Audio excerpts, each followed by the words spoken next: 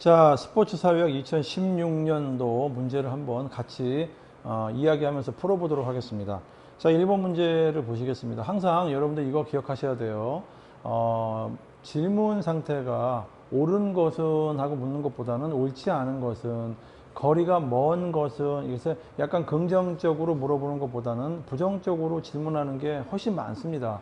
그러면 오히려 문제를 풀기는 조금 까다롭지만 반대로 생각하면 그 문제 안에 답지가 4개가 있는데 3개가 올바른 내용이기 때문에 오히려 나중에 학습하기가 좋다라는 거죠. 이 올바른 내용만 따로 별도로 이렇게 같이 여러 번 읽어보시면 그 자체가 학습에 효과가 있는 겁니다. 자, 1번 문제 보시면 스포츠 사회학을 적용한 연구 사례라고 되어 있죠. 자, 옳지 않은 것은 이렇게 보지 마시고 앞에 것만 보세요. 스포츠 사회학을 적용한 연구 사례. 자, 뭐가 있을까? 이 4개 중에는 3개가 올바르게 되어 있습니다. 그러면 3개만 별도로 공부하시면 되는 거예요. 자, 종교가 스포츠 보급에 미치는 영향을 분석하였다. 자, 어떤 종교가 있어요? 또 A라는 종교가 있고 B라는 종교가 있어요. 근데 그 종교에서는 어떠한 활동을 합니다. 뭐 스포츠 활동을 할 수도 있고, 뭐 친목 도모를 위해서 할 수도 있고 여러 가지 있겠죠. 자, 그렇게 되면은 스포츠 보급에 영향을 미칠 수가 있겠죠. 옛날에 한번 생각해 보세요. 우리나라 같은 경우에 YMCA가 이제 일종의 이제 기독교 종교 단체였죠. 그게 들어와 가지고 스포츠 활동을 합니다. 자, 그래서 오히려 그게 스포츠 활동을 보급하는 데 영향을 끼쳤죠. 자, 이런 쪽의 연구들은 일종의 사회학적인 연구가 되겠습니다. 그래서 이것도 맞죠. 자, 운동선수들이 은퇴를 합니다. 운동선수들이 은퇴를 하고 사회에 어떤 적응하는 과정을 분석한다. 운동선수들이 스포츠 세계에 있다가 스포츠 세계에 나가서 사회에 어떻게 적응을 하고 있는가 관심을 가질 수가 있죠. 자, 이거는 어떤 관심? 사회적 관심이죠. 그래서 이것도 역시 마찬가지로 사회학을 적용한 연구 사례가 될 수가 있는 겁니다. 또 하나, 스포츠 활동을 하고 그 다음에 내가 생활을 하고 있는데 스포츠 활동과 내가 지금 생활하고 하고 있는 거에 만족이 얼마나 있는가. 나는 어떤 사람들이 있잖아요. 뭐 주말마다 어떤 스포츠 활동을 했더니 굉장히 생활도 좋아졌어 라고 얘기를 하죠. 바로 그런 스포츠 활동하고 생활의 만족도 간에 어떤 관계가 있을까. 이런 관계를 연구하는 것도 스포츠 사회학의 연구 분야가 되겠습니다. 자, 그러면 1번, 2번, 3번은 다 답이 되네요. 맞죠? 4번, 경기에 운동한 양. 내가 어떤 예를 들어서 막 경기를 했을 때, 경기가 걷기라고 하냐. 걷기죠. 걷기를 했을 때 그 운동한 양이 얼마큼 될까? 다이어트에 효과가 있는지 없는지. 자, 이걸 한번 규명해 보겠다. 이거는 어떤 사회적 측면이 아니라 나의 신체 내에서 내가 이제 이 걷기를 이제 30분 동안 했더니 운동량이 얼마가 되더라. 칼로리가 얼마가 나오고, 다이어트의 효과가 있다, 없다, 뭐 이런 거를 연구하는 거는 생리학적인 연구죠. 내 몸의 어떤 생리적인 측면을 연구하는 거죠. 그래서 요거는 어떤 생리학적인 연구의 분야가 되겠습니다. 사례가. 그래서 이제 1번 같은 경우는 이제 4번은 좀 거리가 멀죠. 옳지 않다라고 보는 거죠. 거리가 먼 게 아니라. 거리가 먼 거는 이제 답이 다 될 수도 있지만 거리가 멀다는 거고, 이거는 이제 옳지 않은 것을 했기 때문에 이거는 옳지 않죠. 사회학적인 측면에서 봤을 때는. 자, 2번으로 가겠습니다. 스포츠 계층의 특성에 대한 설명으로 옳은 것은. 자, 스포츠 계층에 대한 문제가 항상 나오고 있죠. 자, 스포츠 지도사는 항상 문제가 거의 비슷하게 나오면서 다른 약간의 어떤 관점만 달리 갑니다. 스포츠 계층이 있어요. 계층. 사회 계층이 있듯이 스포츠도 계층이 있습니다. 여기에 대한 특성으로 설명으로 이제 옳은 것은 물어봤네요. 이거는 옳은 것은. 그럼 다 부정적인 대답만 나올 겁니다. 1번. 보편성이라는 게 있습니다. 자, 보편성이라는 그 말 자체가 너무 어렵게 생각하지 마시고, 자, 보편이라는 거는, 야, 이 성자는 어떤 특성을 나타내는 거니까 넓게 편제가 돼 있다는 거죠. 넓게 여기저기 이게 흩어져 있다는 얘기죠. 넓게. 근데 보편성이라는 건 봤죠. 자, 설명을 보시죠. 스포츠 계층은 사회적인 상황에 따라 다르게 형성된다.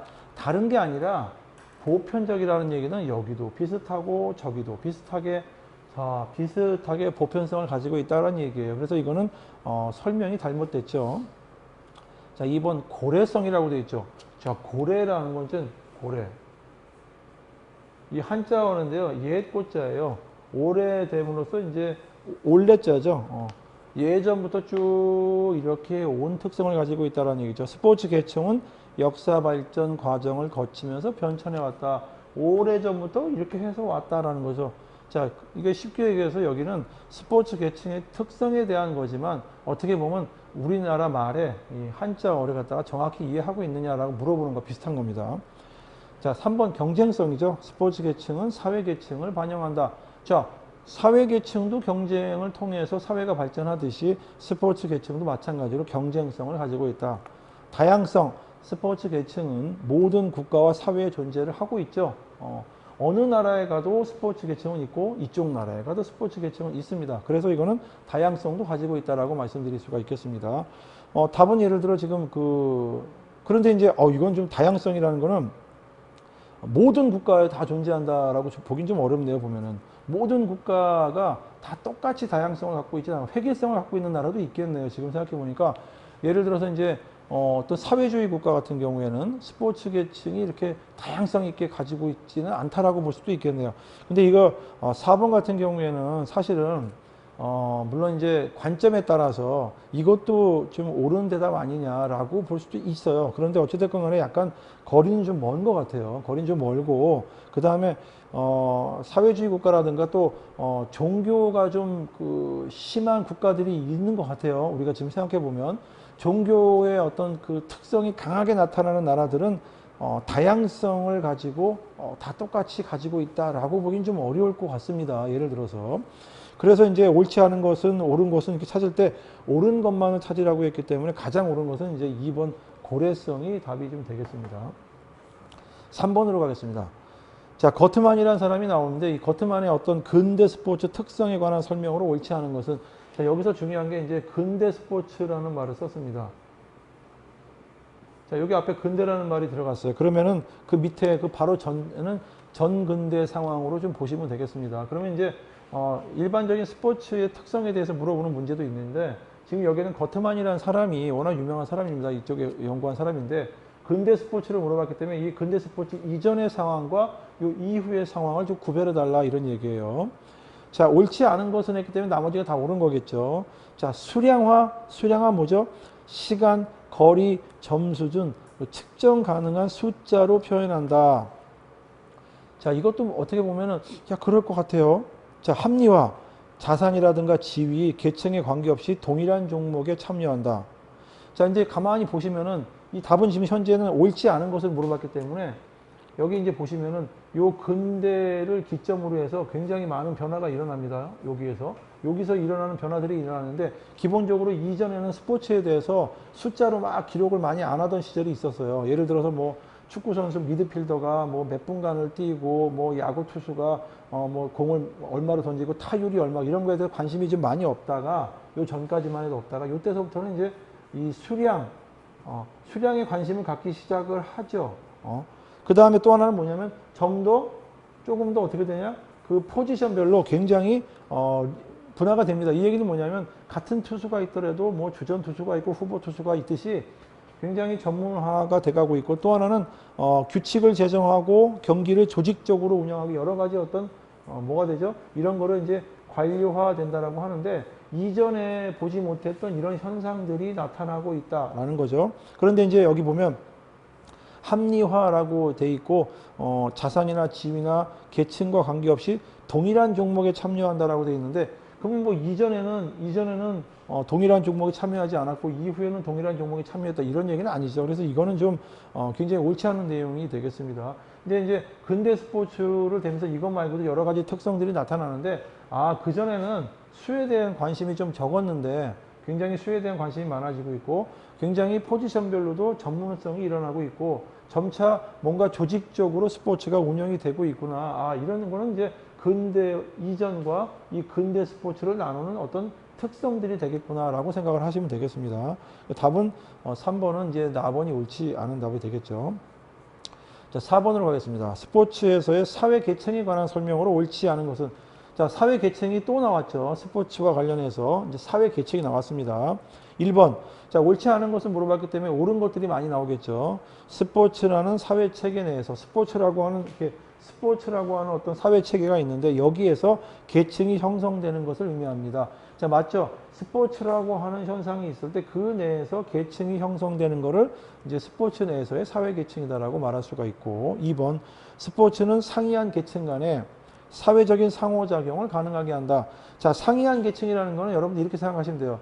예를 들어서 인도 같은 경우는 이게 계급사회라고 하죠. 뭐, 물론 이제 계층도 다를 수가 있고, 예를 들어 마찬가지죠. 지금 우리나라 같은 경우도 이제 계층은 있죠. 근데 이제 이렇게 이쪽 계층이 있고, 요 밑에 또 이런 계층이 있다고 한다고 할 경우에는 이런 계층들 간에 서로 상이하다는 건 좀 다르다는 거죠. 이런 계층 간에 어떤 그 사회적인 상호작용을 가능하게 하다라는 걸 뭘 가지고 스포츠를 통해서 사회적인 상호작용이 가능하다라고 말씀드릴 수가 있습니다. 3번. 사회계층은 선호하는 스포츠 종목에도 영향을 미친다. 요거는 이제 이전에 2015년도에도 나왔던 문제듯이 어떤 계층이 있을 때 그 계층이 어떤 종목에 대해서 선호하는 어떤 경향을 보일 수가 있다라는 거죠. 4번. 사회적인 지위가 높을 수도 1차적인 관람보다는 2차적인 관람을 선호하는 경향이 있다. 여러분들 한번 생각해 보시면 사회적인 지위가 높아지게 되면요. 거기에 따라서 자기가 좋아하는 선호하는 종목이 생기게 되고 거기에 아낌없이 돈을 투자하고 시간적인 여유도 있습니다. 그러다 보니까 뭐 쉽게 얘기해서 골프 같은 경우에는 사회적인 지위가 높을수록 1차적인 보는 것도 많이 보지만 참가도 많이 합니다. 사실은. 근데 여기서 보면 2차적 관람을 선호하는 경향이 있다. 이거는 좀 옳지 않죠. 그래서 이제 답은 4번은 4번이 되겠습니다. 쉽게 풀 수 있는 문제들이었어요. 5번으로 가겠습니다.